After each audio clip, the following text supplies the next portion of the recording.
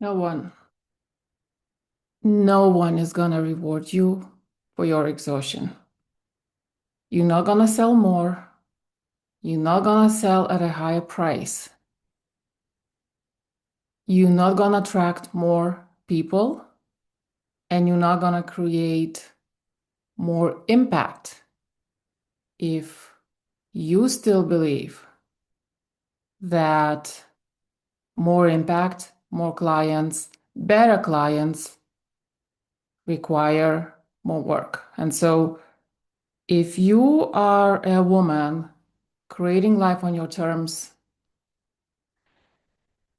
and you are feeling overwhelmed right now, and maybe you're feeling stuck, and maybe you're feeling you've hit the ceiling, regardless of how much you've been doing, and I know you can. I know you can. I know you are a doer, and you won't give up. You just won't stop. But if you are that kind of woman and you are going after a big vision, the first step you need to make right now is stop. Just stop. Stop hustling. And yes, one of the reasons is that for you to keep going, you need to get some rest. You need to integrate rest into your reality, into your business processes, into your methods. I learned it the hard way. I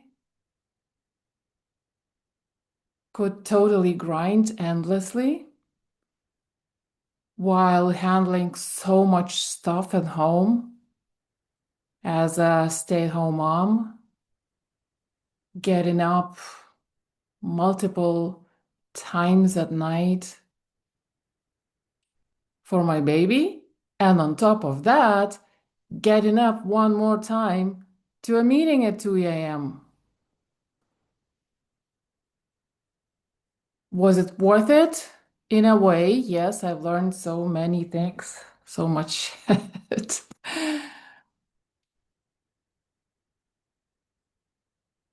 Did it move me to the place where I wanted to be? It was moving me in that direction, yes. Was it moving me in that direction fast enough? No. And not only because I was exhausted and broke down along the way multiple times and wasn't able to do anything for a while. It's not just that.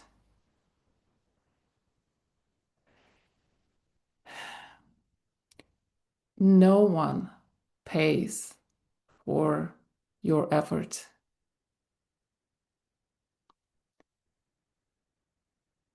Nobody cares how many hours you do.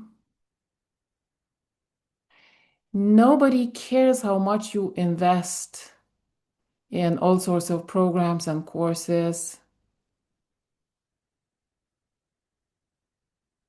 Your clients, when they come to you for a transformation and for the result that they want, they don't ask you if you were up at night to create your course or to create another piece of content. It just simply doesn't exist to them. I had a I had an interesting well, incident, I could say, in my personal life recently with a hairdresser. I got a shitty haircut. And so I called her to ask for a refund. The haircut was so shitty, it made me cry when I came home. And what was even worse was that I had been tolerating shitty haircuts for a while before, even before that, for a few months. And I was like, oh my God, this is hurting everything for me. I can't show up when I want. Every time I want to show up to maybe make a selfie or um, create a short video on a fly when I feel inspired, I need to go to the bathroom to look at, to sort out my hair multiple times a day. And it didn't feel me. Every time I looked in the mirror, I looked horrible. And I don't even need a perfect haircut, but I needed to feel like me. So that particular instance, um, a few months ago now, was the last drop. I was planning a photo shoot. I had been postponing certain things, multiple things, and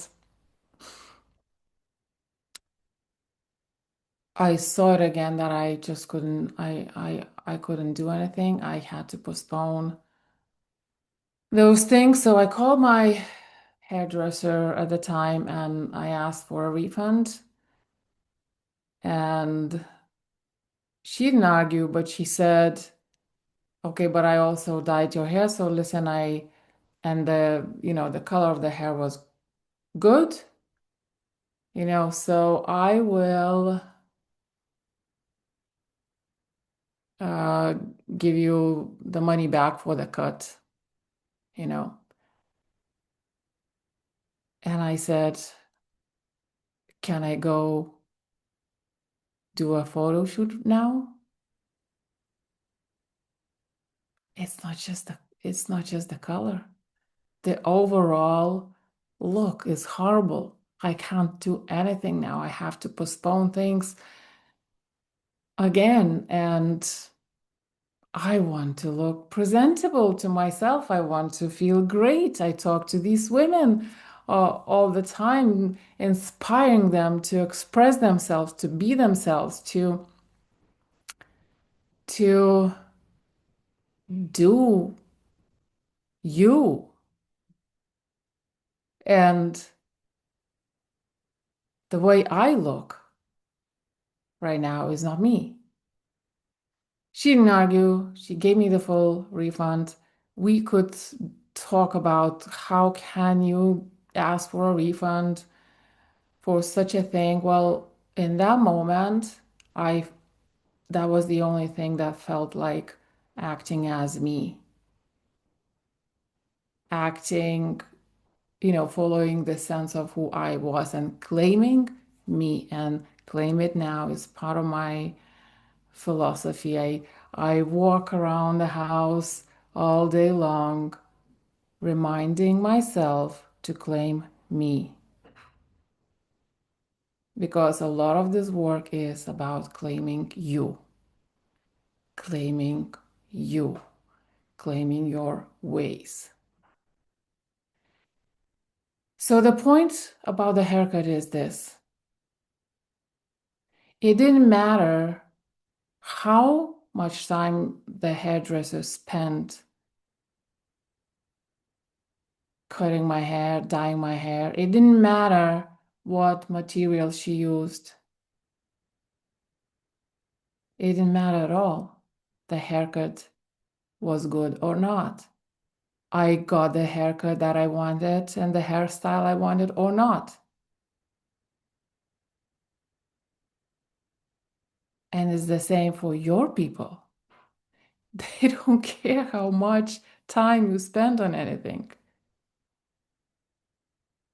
So the first thing you need to do if you are going for a big vision, and I want to believe that you are because that's the kind of woman I am talking to. So if you're creating a life on your own terms and you are doing it because you have to, because you understand that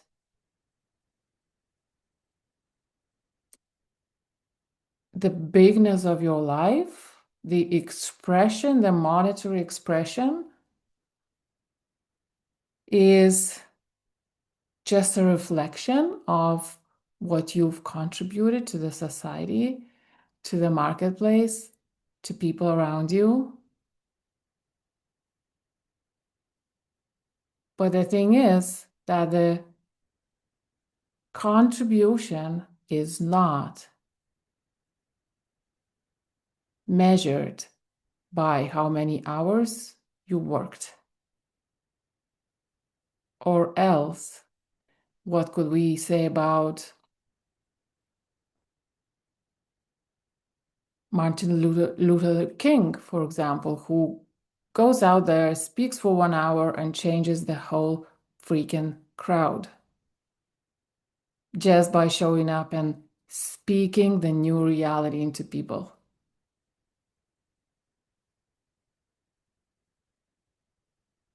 It's not about hours, it's about the power of the hour. I think Jim Rohn, was it Jim Rohn? Somebody said, "It's so funny. I didn't plan this, but I have that quote. I that quote on the other screen. It's crazy."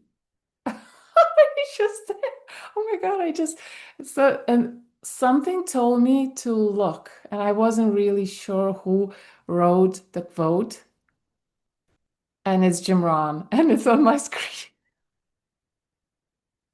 Anyway, and it says, you don't get paid for the hour, you get paid for the value you bring to the hour.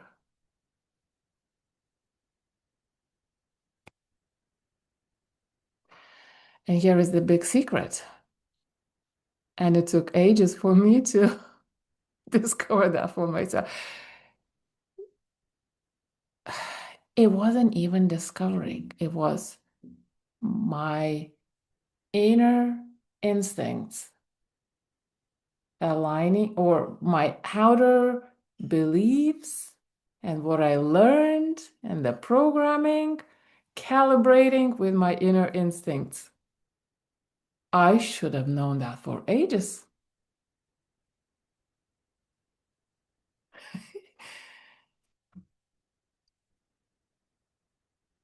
It's hard for you to deliver a lot of value if you are exhausted. So the first thing you need to do is to stop, so you create space. So you create space for understanding what the hell you are in the first place. When they told you just do you,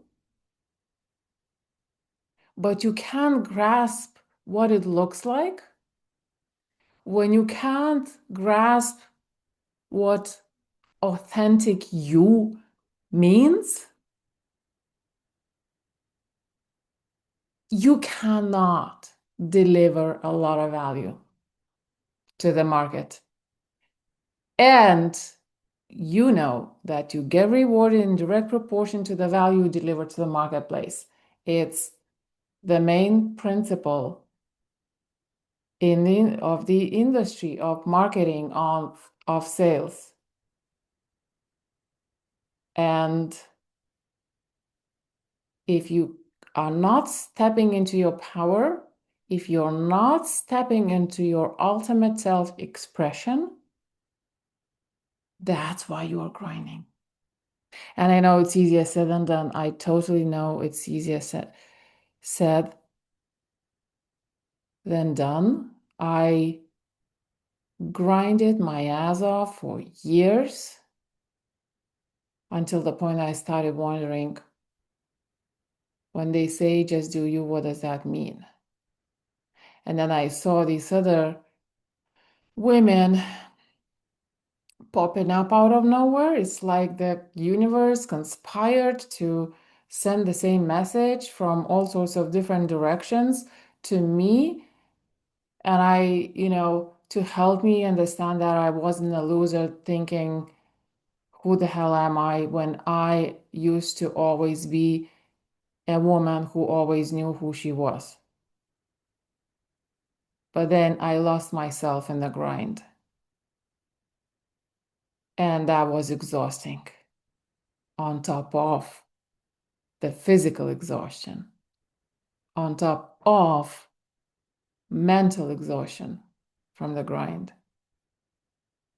That was agonizing, not kind of knowing I'm not in my full power and not being able to pinpoint where that power is.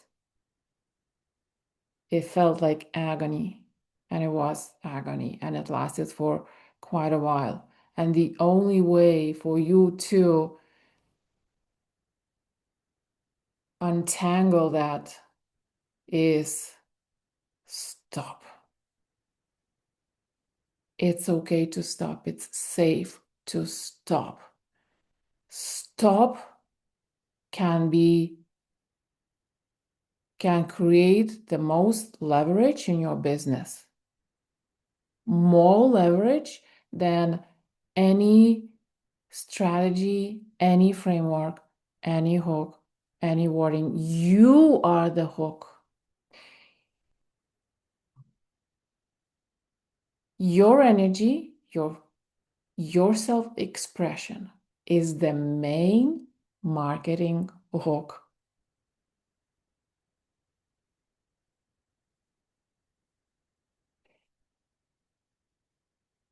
As a marketing pro,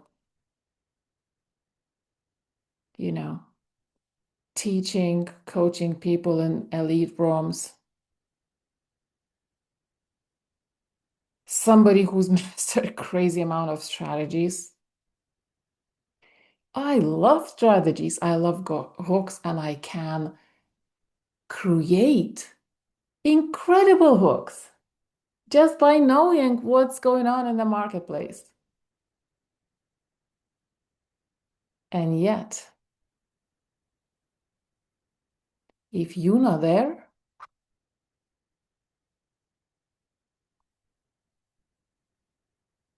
no hooks matter. You are the most important hook.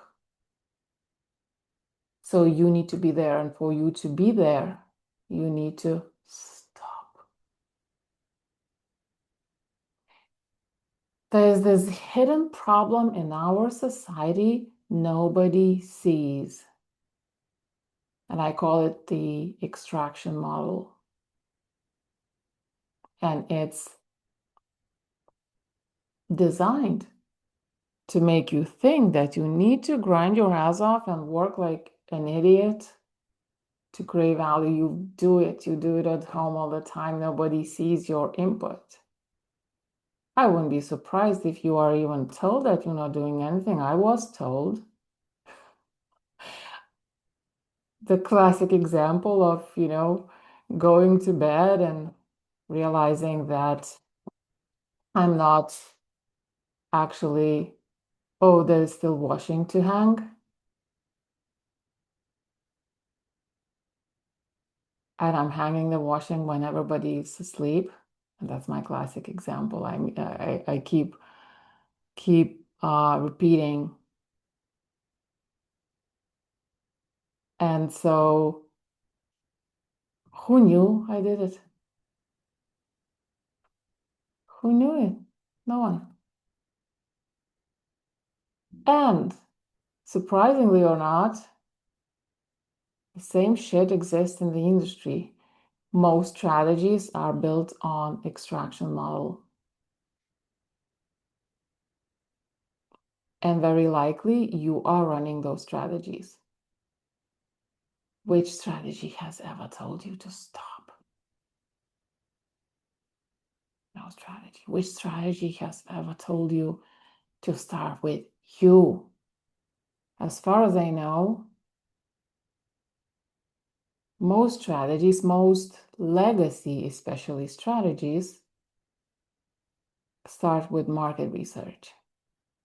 They don't start with you research.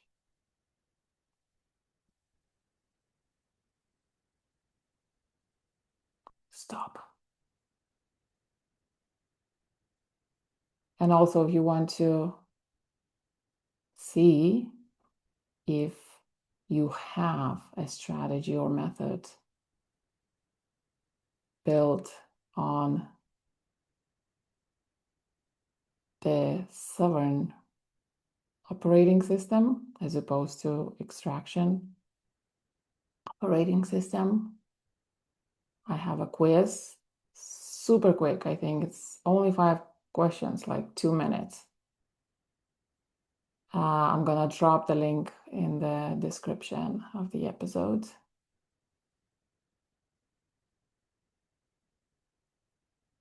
Go test your strategies so that you know. And the first step for you is to stop. Nothing is gonna crash. I don't know, it can be worse than it is now. It's just that programming of our society, if making you think that if you stop, everything is gonna stop. If you stop, everything is gonna crash. If you stop, you're not gonna get a client. What if there is a client, DMing you tomorrow? Well, for how long have you been thinking that? Maybe it's high time to start looking at it completely differently. And I know there is no other way other than just stopping. There is no other way. I've tried. I was like looking outwards all the time, which is so crazy because I'm not even that kind of person. But the industry got me.